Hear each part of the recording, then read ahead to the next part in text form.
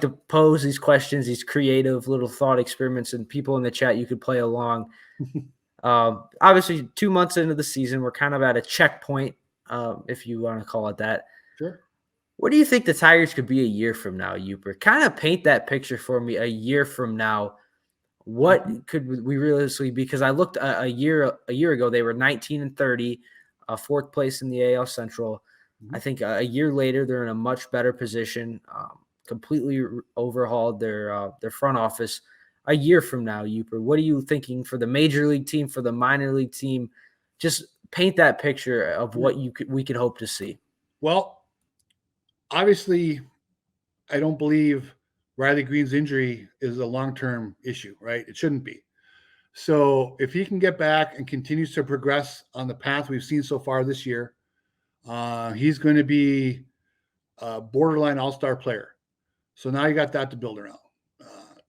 Spencer Torkelson has shown us something this month. He needs to keep doing it. He needs to get better, but he's showing that he can be a long-term presence. So now you got two pillars of your lineup in place, right?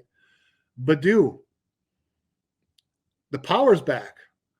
The guy's still showing the patience. He might be a regular player. Now you got three pillars in your lineup.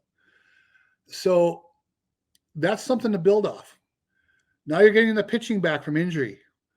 That's a dice roll. We don't know. But hopefully, between Skubal, Manning, and Mize, you have at least one guy in there who is a number two starter. And now you got that in place.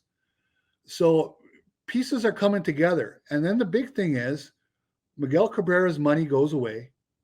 Scope's money goes away. Possibly Erod's money goes away. Will Chris Ilitch spend the money to now bring in, 2 to 3 players that are competitive veteran presences that can push your lineup forward? We don't know. We'd like to think he will, but we don't know that. So a lot of it's going to, where they are in a year from now, a lot of it's going to depend on recovery from injury, which is a crapshoot. And a lot of it's going to depend on where Chris Ilitch decides to take the payroll and what he decides to invest in. I think they should be better next year. They should be. I mean, if these young guys that they're building around continue to impress us, Green and Torkelson, and Baddoo keeps getting better, there's no reason why they're not, a slightly above 500 team and looking to compete in that division next year.